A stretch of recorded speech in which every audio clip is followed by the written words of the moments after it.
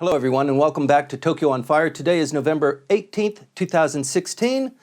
The Trump presidency is now being launched. I'm joined with my regular co-host, Dr. Nancy Snow. She is a professor at Kyoto University of Foreign Studies, and Michael Cucek, who is teaching budding young minds at U.S.A. University and at Temple University in Japan. Today we have a special guest, Dr. Gerald Curtis. Dr. Curtis, thank you very much for joining us. Pleasure. Dr. Curtis is Professor Emeritus at Columbia University, and boy, you've got your hands in lots of things. You are a very popular speaker here. You've been in Tokyo for about a week. Haven't had a break yet, have you? No, not yet. Thank you very much for joining us. You know, 40 years ago, you wrote this book, Campaigning in Japan, Right. and it was an offshoot of what your real specialty is, which is election campaigning, politics, that sort of dynamic, and you focused on Japan. You cut the cloth. I mean, everybody in Tokyo, everybody in Japanese politics knows you and seeks you out for your advice and your counsel. You've been doing it for a long time, and I'm just really glad that you're on the show. Well, so am I. Thank you for inviting me. No, thank you very much. Let's talk about Donald Trump. He won the election last week. We talked about that on Tokyo on Fire, and now he's trying to manage his transition team. We don't know who's going to be on his cabinet, but a lot of the names are thrown out. What I'd like to do is talk in this session about what foreign policy might look like under a Trump presidency. You have any views on that? Well, I think the first thing to know about what policy is going to be like under his presidency is that nobody knows what it's going to be like under his presidency. And anybody that says that they know what he's going to do, don't believe them. Mm-hmm. What we do know, I think what we can say with some confidence, is that a lot of things he said during the campaign, he said it because he thought it would get him elected. And he's already said that what he said during the campaign was to get him elected, and what he has to do as president is going to be different. Right. And we've seen evidence of this already, where he's backing away from a lot of statements. This morning, Tokyo time, he met with Prime Minister Abe. It's supposed to have been a 45-minute meeting. It went on for 90. And from Abe's body language and the way he spoke when he came out, he wouldn't say what they talked about, but you could tell it was a good meeting. Mm-hmm. I'm sure it was very friendly. And this idea, the Japanese press, particularly the TV, well, the press too, the Japanese media, they're so focused on this narrow issue. Is he going to abrogate the security treaty? Is he going to put tariffs on Japanese imports? What's he going to do about TPP, which is really a big issue? But it's only in terms of what's he going to do to us? Mm-hmm. This very Right. narrow view of Nichibei Kanke, of this U.S.-Japan bilateral relationship, is not what's needed now. What's needed now is for Japanese to think about, what does Obama mean for the region? Not Obama. What does Trump mean for this region? What does it mean for the world? And what is Japan's role here? I'm hoping we'll begin to see that kind of discussion. So right now we don't know. There's some things that I think he's committed to do, and some of them are very worrisome. I think he's committed to pull the U.S., if not out of the Paris agreement on global warming, not to implement it. Mm-hmm. People are being talked about as head of the Environmental Protection Agency. Are these, climate change skeptics or deniers? Terrible. The whole world is going to move in the other direction from Right. the United States if that takes place.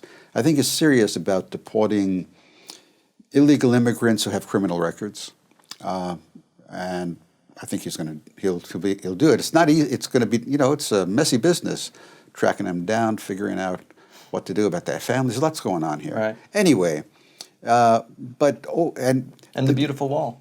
and he's going to build a wall, though it's going to be a fence here and there. But I think the biggest concern right now, we don't know what he's going to do.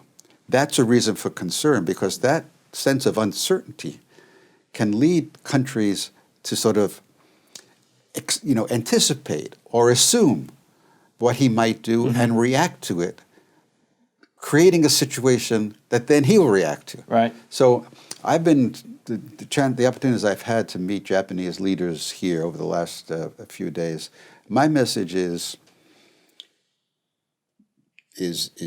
be cautious, Don't overreact. Don't jump to conclusions.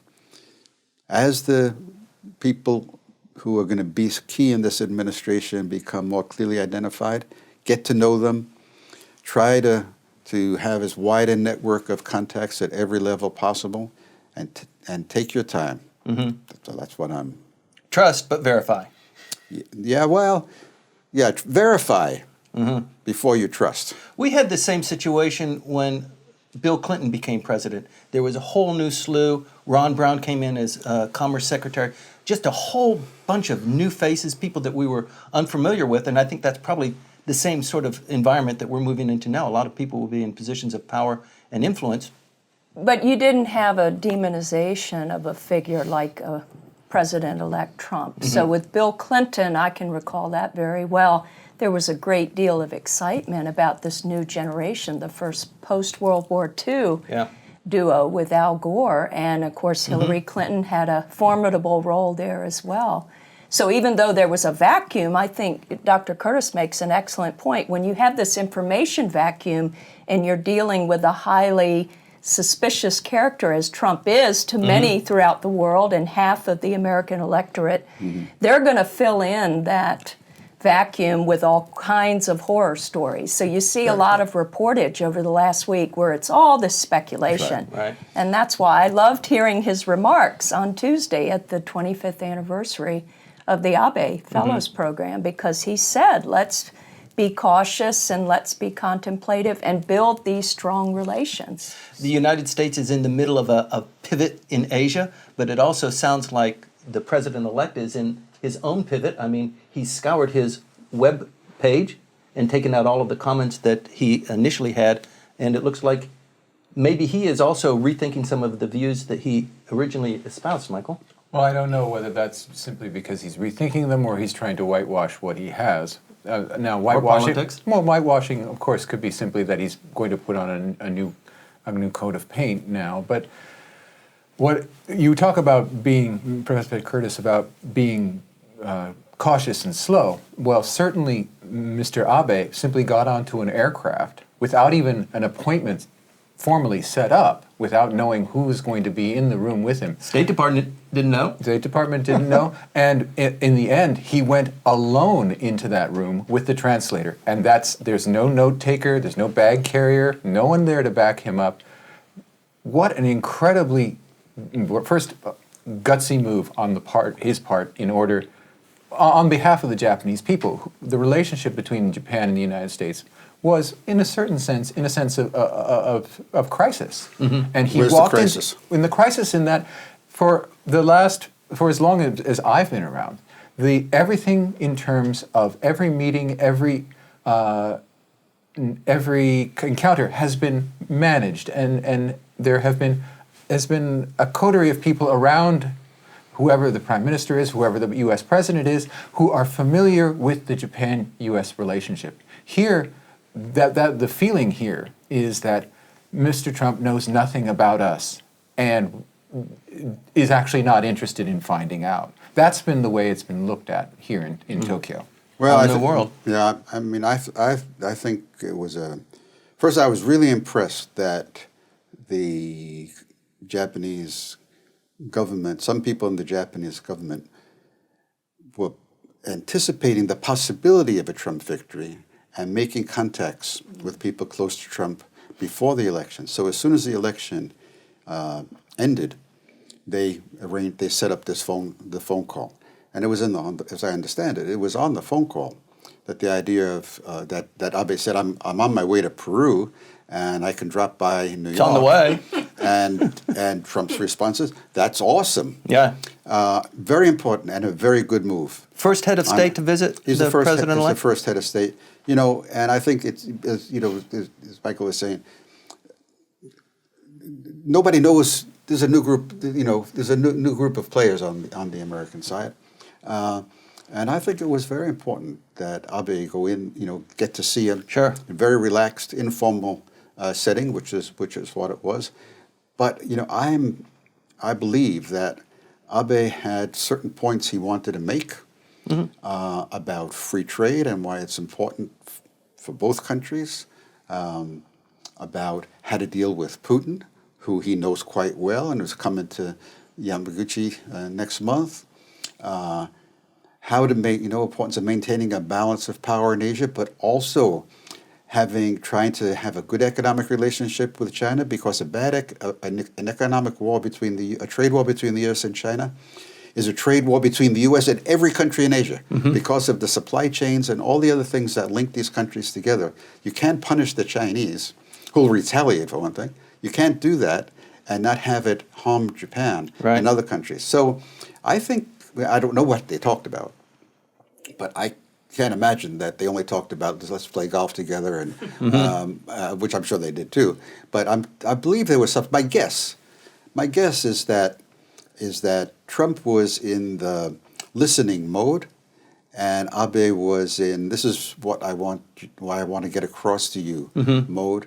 And it turns out that because of what happened in American election, Abe is in a almost uniquely important position to have influence with the Trump administration. He knows all these leaders.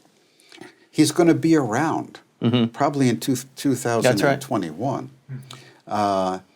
He's very well informed on foreign affairs. He's visited over 100 countries in the last 3 years. Most traveled prime minister in history, isn't he? Ever, yeah. And so I think if the body language was good, if they got along well, which I suspect they did, you're not going to hear anything about, if you don't pay for all the costs of American military in Japan, we're going to abrogate the treaty. That was not all there. campaign talk. And so, as I was saying a little bit earlier, the issue is not U.S.-Japan bilateral relations. It's going to be okay. The issue is stability and balance in the region and globally. Right. Well, when he came out of the meeting with the president-elect, he was all smiles, and he said, this is a person that I can trust. So clearly this branding, we have trust. I can trust this fellow, even though we weren't quite sure until he got elected. Nancy, what's your view on the branding image that the Prime Minister is trying to send there? Well, I think we both had a privilege Tuesday night before Abe was leaving on his trip. He came to the anniversary of the Abe Fellowship Program. Not quite a full house, was it? Well, by then, at the reception, because of course it wasn't announced in advance, it was also Ambassador Kennedy, Shinzo Abe's mother, the widow of Shintaro Abe. And I was struck at Abe's body language even at that event. I believe these were the first sort of public remarks that he was making, and he brought up the trip. Vibrant and engaged? Yeah, I mean, he looked strong. He looked strong, and I think that the take on his going to New York, some circles were saying, well, this looks a little desperate. It's kind of this move of maybe a weakened Japan. But I said last week on Tokyo on Fire, this is a strong move. Yes. I would agree with Dr. Curtis that this really bodes well. Japan has never been more popular. It came through in the debates, even if the wrong things were being said. Nevertheless, it lifted the interest and the image of Japan in the world. And it's time for everybody to put the big girl, big boy pants on. And I think that was going on here. And how can you not sort of be a little bit, have that heady experience going into Trump Tower? I mean, Donald Trump, I think his name is on 17 buildings, although a few they're taking them down. They voted in the building. They don't want to have the Trump name on it. So it's one brand meets another brand, isn't it? We saw some of the photographs and a lot of the gold glitz that is Lots of resplendent gold everywhere. Yeah. But he took his wife, Akie, with him, and I thought that was a good, solid move, too. Shopping. But also the thing that impressed me was the family members of the president-elect who were in the audience and listening in on these confidential and very, very important conversations. And maybe it's a suggestion that we can anticipate more of the family being involved as the administration rolls out.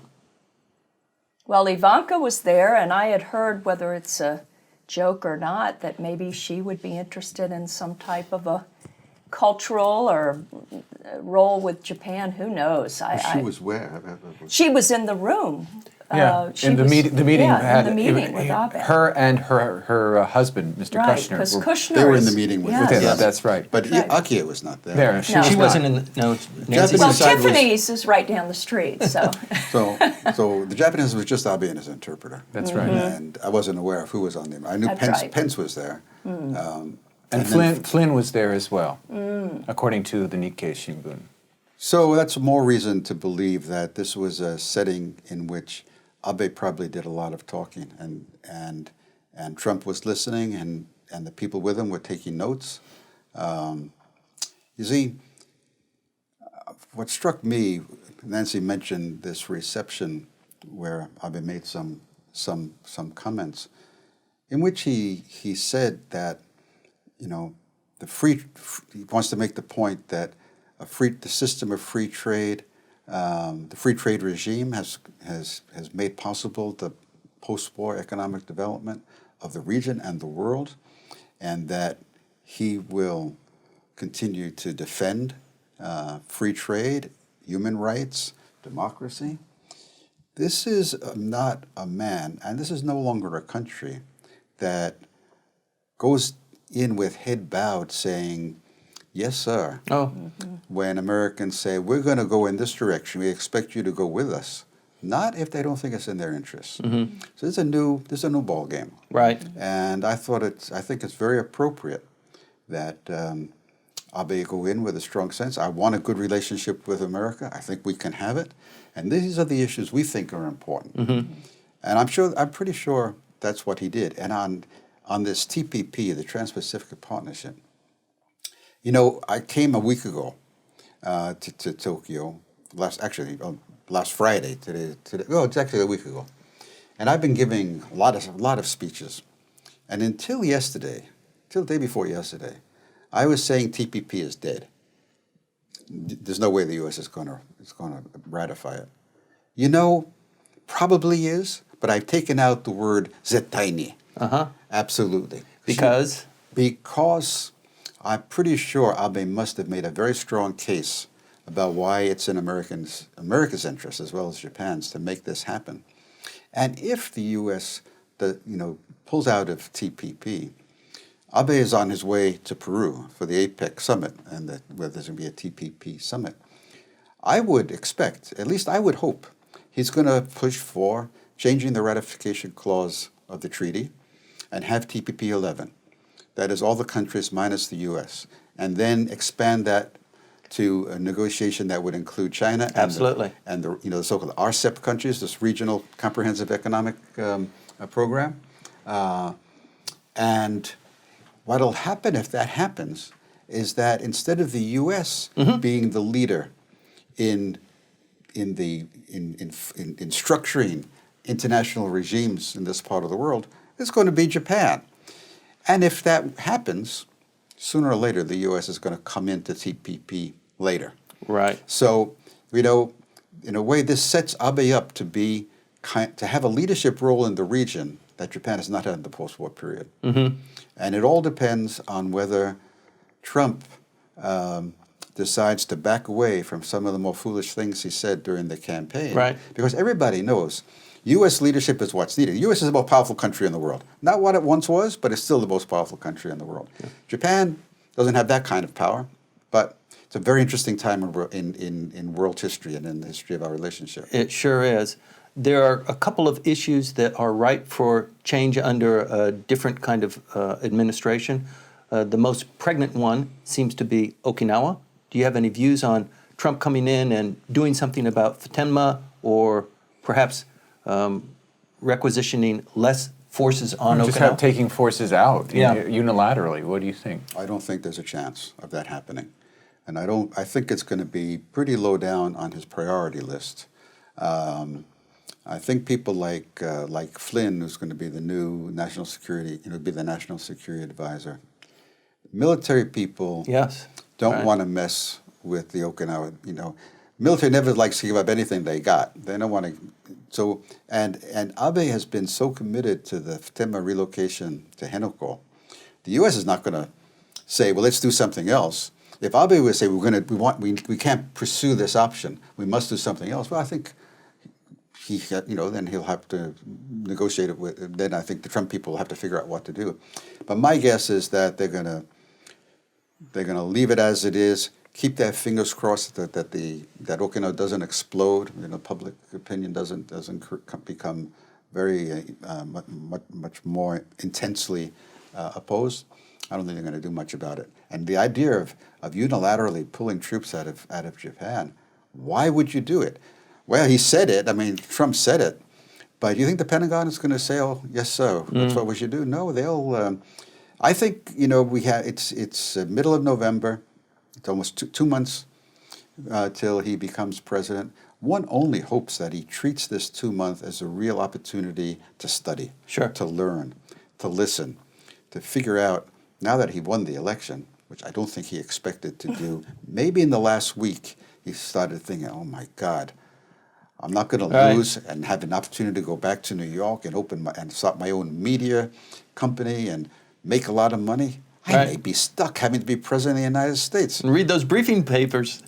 I'm curious if anyone on this panel watched one rally by Trump. I mean, I watched many of them because he talked about the military repeatedly, not just taking care of veterans, no, he but does also love the military, beefing up the military, sort of Reagan-esque style. So I would agree that I think that he does. pulling out troops doesn't make any sense. You're not going to pull out troops, but this idea that you can turn the clock backwards and make America great again? No, you can't do that.